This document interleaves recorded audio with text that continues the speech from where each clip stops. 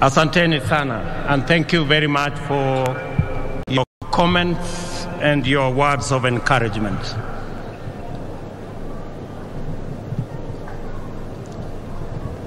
To the people of Kenya, this is a momentous occasion for our country. Our politics and our elections have never failed to be emotive, engaging, and dramatic. The most recent installment, however, showcased our most exemplary democratic performance. This day comes on the back of a peaceful election following an intense issue-based campaign in which major coalitions made up of strong political parties canvassed their agenda and took it for examination by the people of Kenya.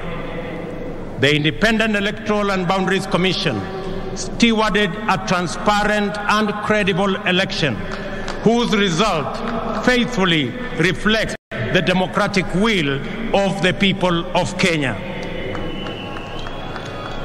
Dissatisfied parties exercised their right to petition before the Supreme Court, whose proceedings and determination not only gave comfort to the doubtful, but also restored faith in our electoral and judicial institutions.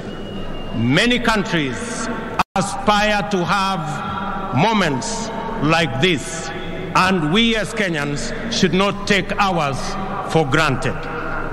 This is the third election under the Constitution of Kenya 2010 and the second peaceful transition. We have had a robust conversation about this moment and what it demands of us. And we have sought to answer the question whether this is a constitutional moment or an economic moment. In this process, we have demonstrated the maturity of our democracy, the robustness of our institutions, and the resilience of the Kenyan people. My competitors and I mobilized vigorously to offer the citizens of Kenya the most appealing agenda as well as the best roadmap to achieving it. I remain firm in the conviction that both sides in the last election did their best to present a pathway to actualize the people's aspirations. The just concluded election was a choice between competing ideas towards the Kenya we want. Elections and democracy entail unifying competition, not divisive rivalry. The performance of our security services, the performance of the IEBC, and the judiciary was put to severe test. By and large, these institutions lived up to our expectations. We can only aspire to do better in future, and I give my undertaking that my administration shall work to ensure that the bar is raised even higher for the next general elections. A significant dividend of our electoral and democratic process is the tremendous achievement we made in breaking the glass ceiling by enhancing the participation of women in leadership. 7 women were elected as governors, up from 3 in the last election. 29 women were elected as members of the National Assembly, up from 23 in 2017. 7 women deputy governors and 3 women senators were elected as well. It is very clear that this election had many winners, far exceeding those who were actually elected. By far,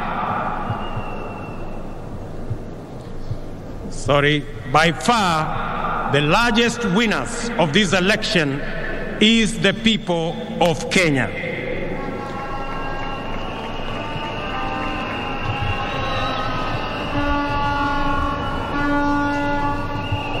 We have done well as a nation.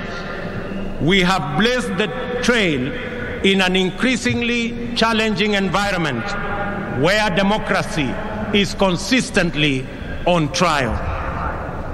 We have come a long way in our nation's journey to freedom, and going by our most recent performance in these elections, we conclude in confidence that we are almost home.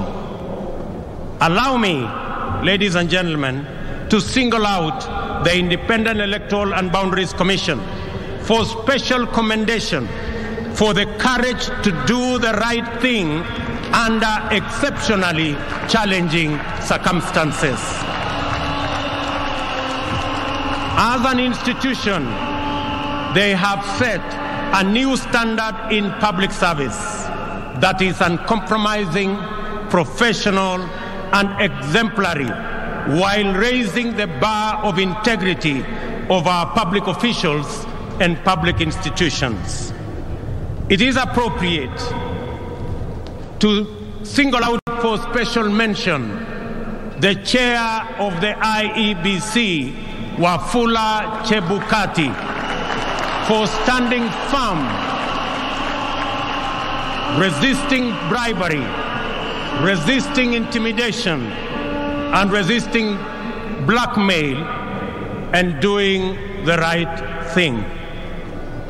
It is also appropriate to celebrate our judiciary for sustaining its tradition of boldly giving much-needed guidance, especially in allaying post-election anxieties and resolving grievances in a sensitive, credible, and authoritative manner.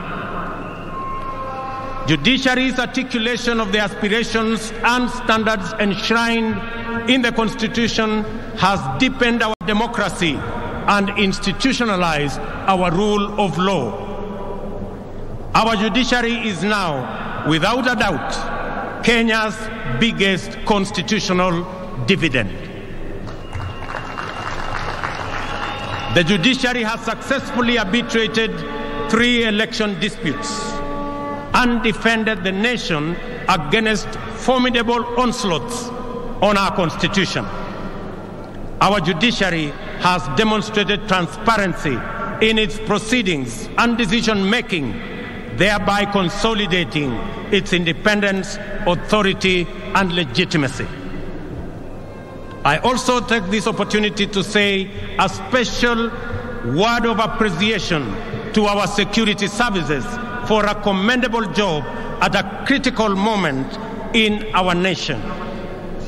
Their services and heroic sacrifices they have made beyond the call of duty has kept our nation safe. I am aware that our uniformed services effectively resisted concerted attempts to foment unrest and subvert the will of the people. My special commendation also goes to all our candidates who contested various positions. Their participation enhanced competition and enriched public debate that underpins democratic choice.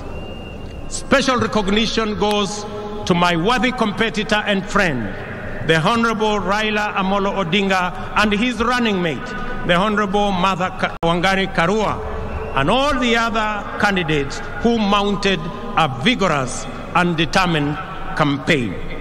I assure them that their supporters will be my constituents. I will work with all Kenyans, irrespective of who they voted for.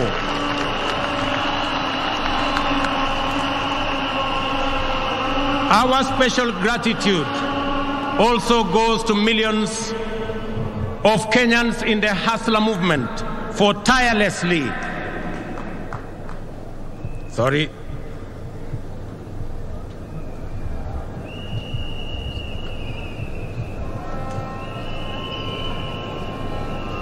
Very good. Very good. Our special gratitude also goes to millions of Kenyans in the Hustler movement for tirelessly mobilizing for the campaign and executing a historic revolutionary feat, perhaps as great as the daring exploits of our legendary freedom fighters.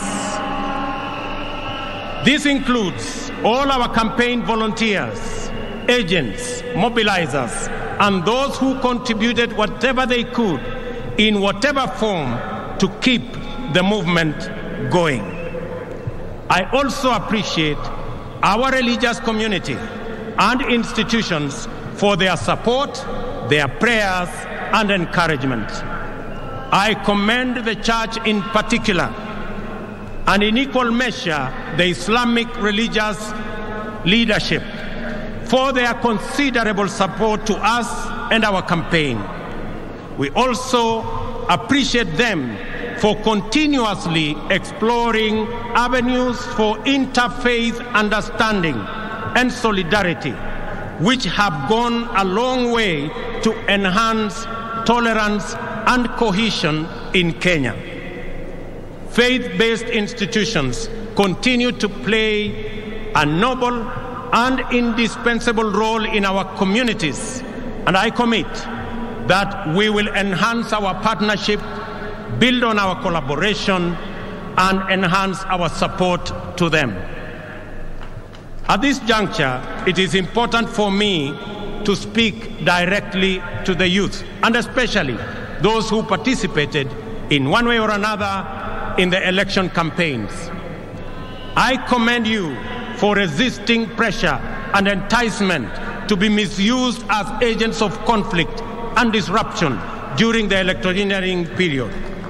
I also congratulate those who went out to seek various roles within campaigns and election, thus playing their part in keeping Kenya's democracy robust. Even if your candidate did not win, your participation in the activities of our political parties, campaigns, and elections is the beginning of political internship. My political journey similarly began as a young campaign volunteer fresh out of university in 1992.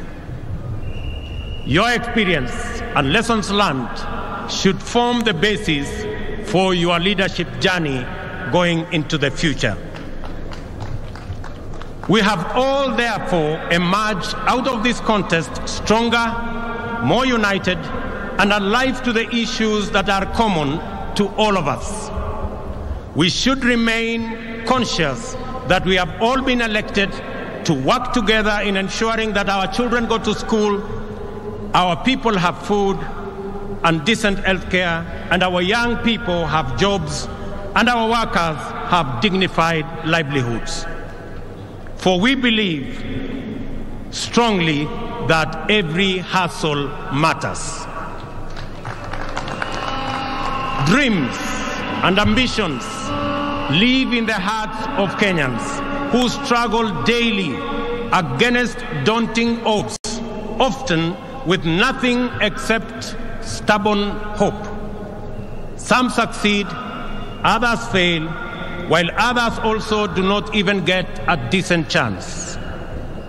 Before the nation and the world today, I stand with great humility and profound joy as a living testimony that with faith in God, willingness to work hard, and a commitment to a vision, dreams can become reality in the fullness of time.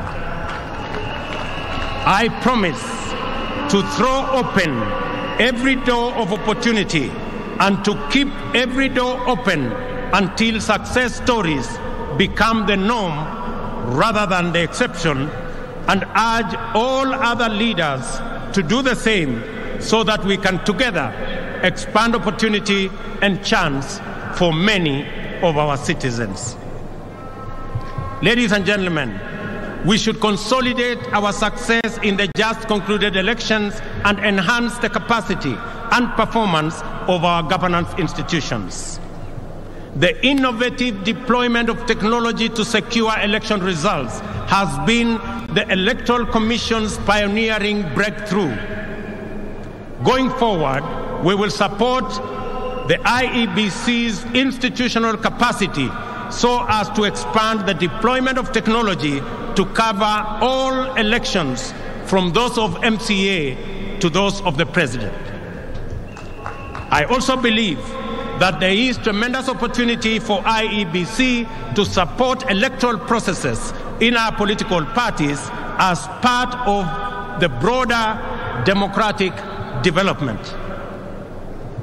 To consolidate the place of the judiciary in our constitutional and democratic dispensation, my administration will respect judicial decisions while we cement the place of Kenya as a country anchored on democracy and the rule of law. Our campaign for financial independence of the judiciary has paid off with the implementation of the Judiciary Fund on July 1 this year. My administration will scale up the budgetary allocation to the judiciary by an additional 3 billion shillings annually for the next 5 years. These resources will support the bottom-up scaling of justice by increasing the number of small claims courts from the current 25 to 100. We will also work with the judiciary to build high courts in the remaining 7 counties and magistrates' courts in the remaining 123 sub-counties, and support their ongoing digitization program.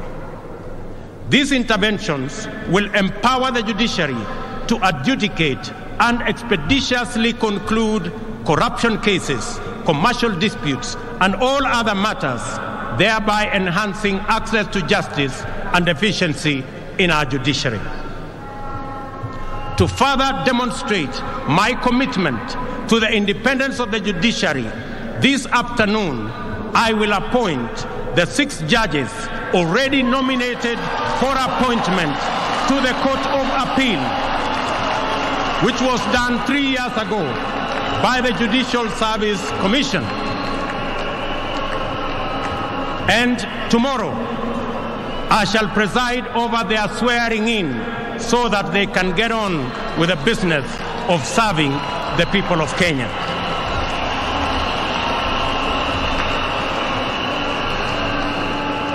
As required by Article 245 of the Constitution, the Inspector General of Police is mandated to exercise independent command over the National Police Service. The service's operational autonomy, however, has been undermined by the continued financial dependence on the office of the President. This situation is going to change. As I address you,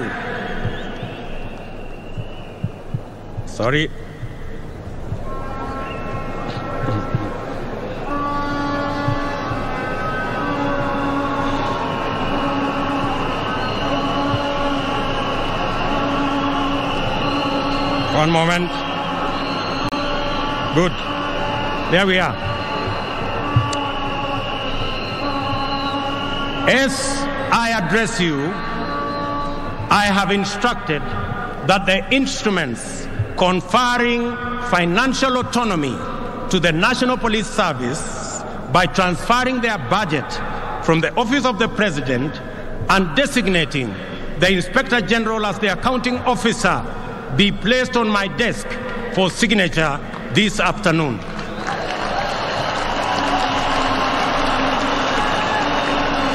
Financial independence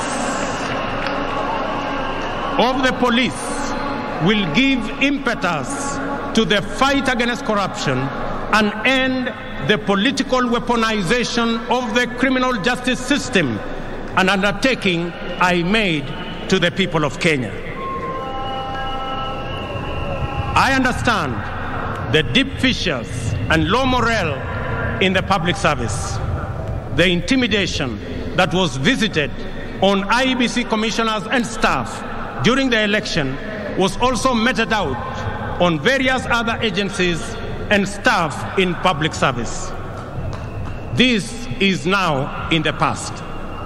I assure all public officers that my administration will respect their professional service, and no public servant, even chiefs and their assistants, will be required to run political errands for any political party or formation.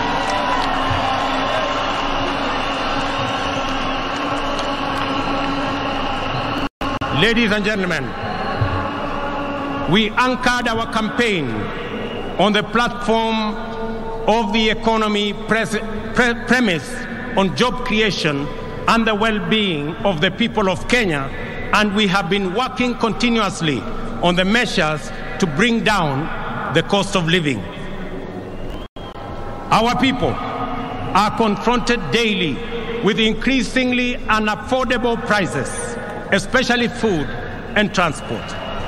In our economic forums across the country, during the campaign, citizens consistently shared their anxiety, their pain, and their fury on this matter. It therefore calls on us for urgent and decisive resolution. The interventions in place have not borne any fruit. On fuel subsidy alone, the taxpayers have spent a whopping 144 billion, 60 billion in the last 4 months alone. If the subsidy continues to the end of the financial year, it will cost taxpayers 280 billion, equivalent to the entire national government development budget. Additionally, there was an attempt to subsidize unga in the run-up to the election, a program that cobbled up 7 billion in 1 month.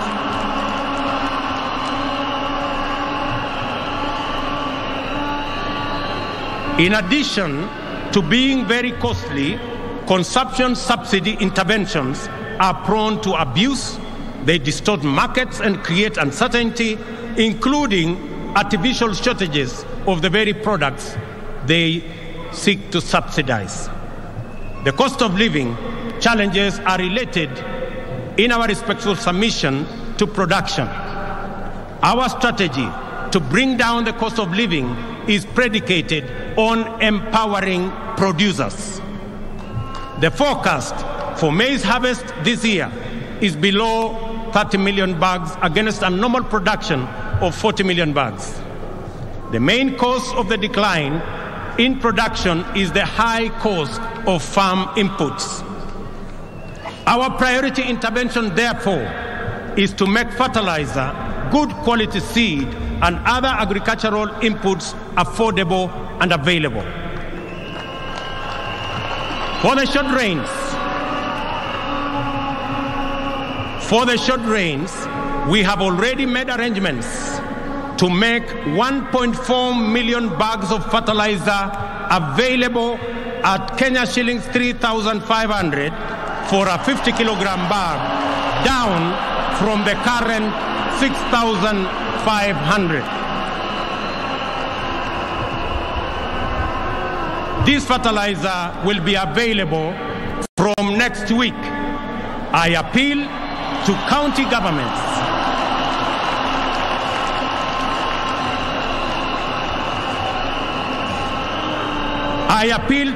governments in eastern, central, and western regions, where we are expecting short rains, to work with us in making sure that this fertilizer is available to all farmers in that region so that we can begin the journey to increase our food production initiatives.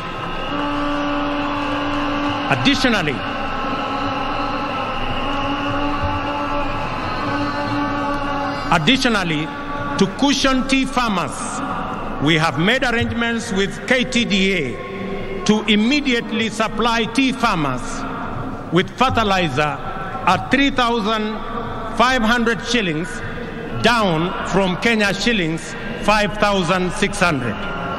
This is our initial intervention We will be doing more in the medium term and in the long term. We are alive to the challenges of drought that face 7 counties, which are now at alarm, or under 13 that are at alert stage, respectively. We are determined to ensure that no county slips into emergency phase, and will coordinate with county governments, which are the first line of our response. And I want to ask my colleagues, governors from Kenya, and especially those regions, to work with us in this endeavor. We are mobilizing resources to reverse this situation. Our goal is not just to provide relief and recovery to restore the situation, but to invest and unblock the huge economic potential of rangelands that constitute 2/3 of our country. Jobs, ladies and gentlemen, is our other priority. It is time for us to stem the tide of youth unemployment. Every year, 800,000 young people join the workforce, and over 600,000 of them do not find opportunities for productive work. Moreover, our young people in cities and towns face very hostile environments, many times treated as a nuisance and their hustles criminalized. Those who seek to set up formal businesses are faced with a bureaucratic monster that is multiple licenses. Our immediate agenda is to create a favorable business and enterprise environment, decriminalize livelihoods, and support people in the informal sector to organize themselves into stable, viable, and credit-worthy business entities. This is the essence of the bottom-up economic model, which creates a path for traders and entrepreneurs to build linkages, experience safety, and enjoy security as they go about their enterprises. We will work with county governments to create frameworks that provide secure trading places in our cities and in our towns. We have committed specifically in the city of Nairobi to work with the county government of Nairobi to build an additional 20 markets in the city of Nairobi as we work with other counties to achieve their plans. Financial inclusion and access to credit are critical in addressing the fundamental factors of cost of living, job creation, and the people's well-being. We shall take measures to drive down the cost of credit.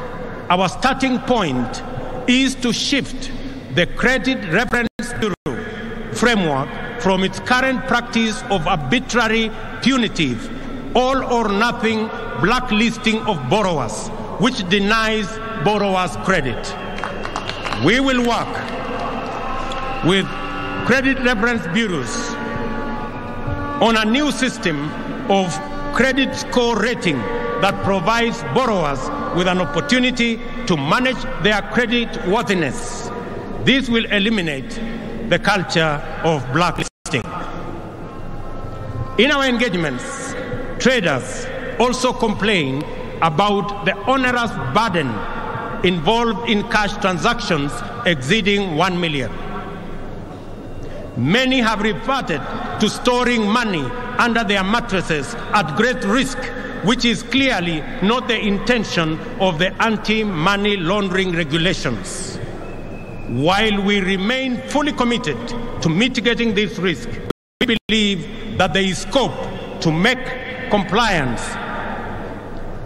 Sorry, again.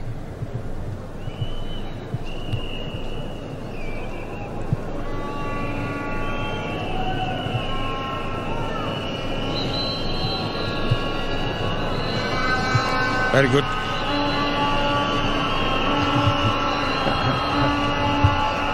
While we remain fully committed to mitigating this risk, we believe there is scope to make compliance less burdensome on genuine business transactions. I have been assured by the central bank that work is ongoing on how to ease this burden without compromising the security of our financial system. Shortly, I will be announcing to the country what we have agreed with the central bank so that Kenyans can go ahead and facilitate their transactions without unnecessary impediments. Ladies and gentlemen, we shall implement the Hustler Fund, dedicated to the capitalization of micro, small, and medium enterprises through chamas, SACCOs, and cooperatives to make credit available on affordable terms that do not require unnecessary collateral. To implement all these interventions, we shall establish a Ministry of Cooperatives and SME Development mandated to ensure that every small business has secure property rights, access to finance, and a supportive regulatory framework. Furthermore, to deal with the huge challenge of youth unemployment, we will roll out our social and affordable low-cost housing program, an average of 250,000 units every year. This will create opportunities in the entire job market. We will engage TVET institutions to provide necessary skills to enable the Jua Kali industry supply standardized products for our housing program. We will leverage on our competitive advantage in the leather and textile industry to roll out our labor-intensive agro-processing industrialization program. This will start in Naivasha Industrial Park and Dongokundu Industrial Park. This afternoon, I will be issuing instructions for clearing of goods and other attendant operational issues to revert to the Port of Mombasa, as I made a commitment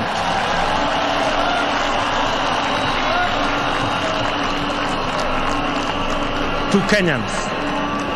This will restore thousands of jobs in the city of Mombasa. Ladies and gentlemen, we must stabilize our public finances. This year, we will spend 60% of our revenues to service our debt. We are faced with Kenya shillings 60 billion in pending bills for goods and services supplied to government. Clearly, we are living beyond our means. This situation must be corrected. I am aware that many individuals, families, and their businesses have been driven to ruin and forced to shut down over government unpaid bills.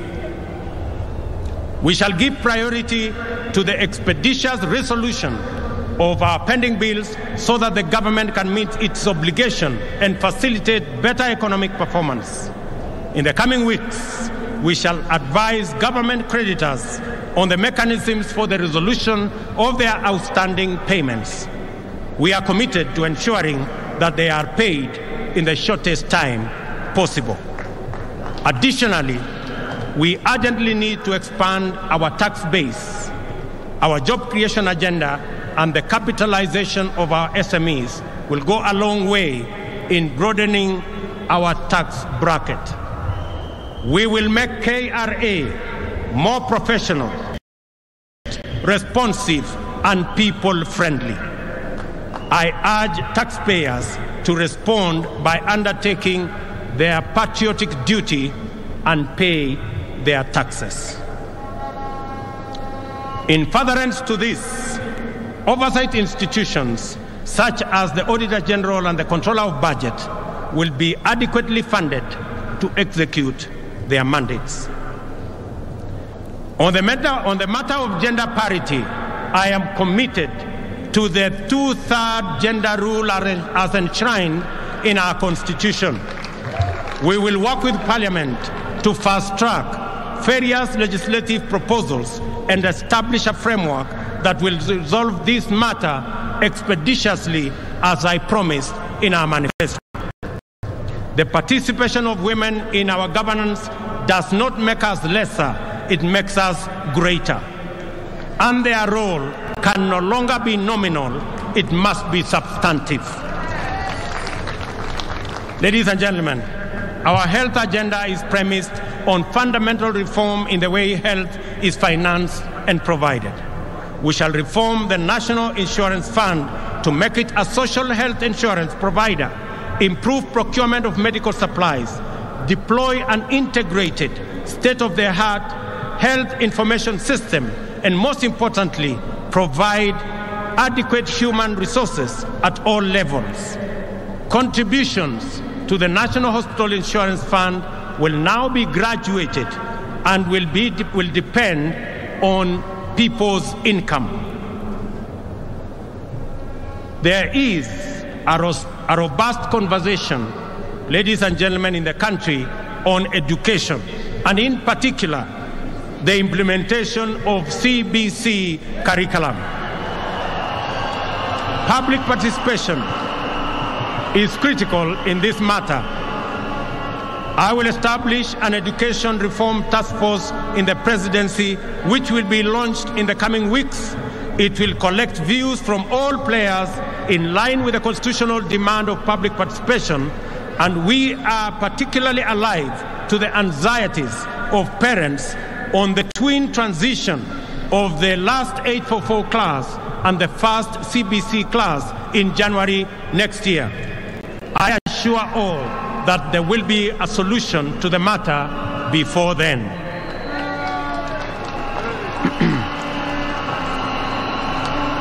We have elevated our diaspora to the 48th county.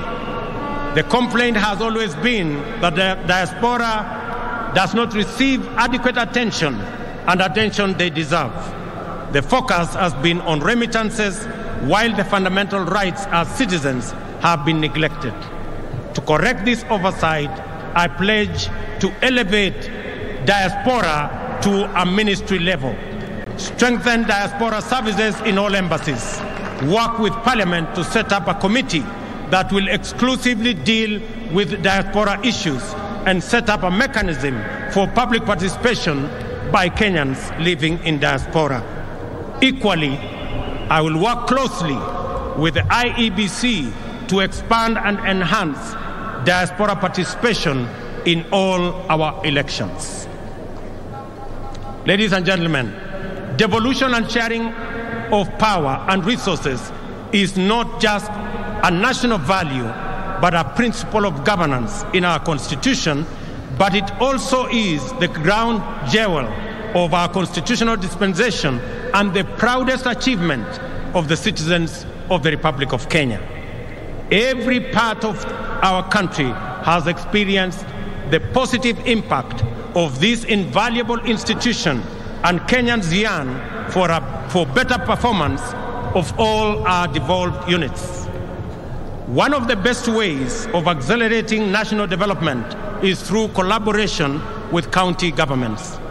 As Deputy President, I witnessed firsthand the tremendous potential of intergovernmental synergy and look forward to scaling up our capacity to harness these bountiful possibilities. Because of this realization, I have no hesitation in accelerating the transfer of outstanding functions to counties together with the attendant resources. To promote budget efficiency and minimize disruptions and delays in devolved service delivery, my administration commits to take necessary measures to secure the timely disbursement of revenues allocated to county governments. The success of devolution depends on sound intergovernmental relations. There is a template which incorporates lessons from successes as well as failures in past engagements, and we stand a stronger chance of making devolution work better. Kenya will continue ladies and gentlemen, to be a dedicated partner to peace, security, and prosperity of East Africa region. We look forward to deepening our integration. We welcome our newest member, the DRC, whose entry now extends our region from the Indian Ocean to the Atlantic. Kenya is fully committed to the implementation of the East African Community Treaty and its protocols of free movement of people, goods, and services. Equally important is our commitment to the full actualization of the Africa Continental Free Trade Area. Ladies and gentlemen, Kenya will continue playing its role in international diplomacy at the bilateral and multilateral levels, appreciating that we are host to major international agencies, including the United Nations. I commit on the peace initiatives in our country, in our region, including both in Ethiopia and in the Great Lakes region. I have asked my elder brother, President Uhuru Kenyatta, who has done commendable engagement with those regions, and he has graciously agreed to continue chairing those discussions on behalf of the people of Kenya. I have committed that the government of Kenya, and myself in particular, will support those initiatives that will be chaired by President Uhuru Kenyatta. And I want to thank you, Your Excellency, for graciously agreeing to support us and to help me in those interventions. Among the central concerns of my government will be climate change. In our country, women and men, young people, farmers, workers, and local communities suffer the consequences of climate emergency. It is not too late to respond. To tackle this threat, we must act urgently to keep global heating levels below the 1.5 Celsius, help those in need, and end addiction to fossil fuels. Africa has the opportunity to lead the world. We have immense potential for renewable energy. Reducing costs of renewable energy technologies make this the most viable energy source. Kenya is on transition to clean energy that will support jobs, local economies, and sustainable industrialization. In Kenya, we will lead this endeavor by reaffirming our commitment to transition to 100% clean energy by 2030. We call on all our brothers and sisters in our continent to join us in this journey. As members of the international community, we shall support a successful climate summit in Africa in November by championing delivery of finance and technology needed for Africa to adapt to climate impacts, support those in need, and manage the transition. My administration is ready to work with global partners to fight pandemics and other health emergencies. We are also committed to promoting Kenya's vigilance and efficacy in responding to emerging public health challenges. We stand ready to play our role in the collective effort to keep the public safe. I call upon countries that have developed vaccines to make them available to us. Ladies and gentlemen, my government commits to create a business-friendly environment, eradicate barriers that hamper business development and growth, and make Kenya one of the most compelling and attractive business destinations. We are an open, democratic society founded on freedom and justice. We take pride in receiving visitors and offering them our legendary hospitality. Kenya is a land of immense natural beauty and unforgettable delights. Ladies and gentlemen, I stand here on my day one as president. I make a commitment that in the days ahead, I will make pronouncements that are going to better define the trajectory of my administration. I promise to make every Kenyan proud and to ensure the economic well-being of all of us. Without exception, ladies and gentlemen, I want to thank you for being patient with us, and I want to commit that I will work hard for all the people of Kenya, irrespective of who or how they voted. I also promise to work with all the leaders, young and old, present, retired, and coming, so that we can build one nation and harness every talent, every effort, all energies in driving our republic forward. I make my commitment to all those who have served in government that their place in our nation will be secured. To our friends in our region, in Kenya, you have a reliable partner, and we look forward to building on the success of the leaders who came ahead of us. God bless you. God bless Kenya. May the very good Lord bless all of us. Asanteni sana na Mungu awabariki. Tusimame sote kwa wimbo wa taifa. Niombe tutulie kwa wimbo wa taifa, na baada ya wimbo wa taifa nitaomba sote tubaki tumesketi kwenye dais.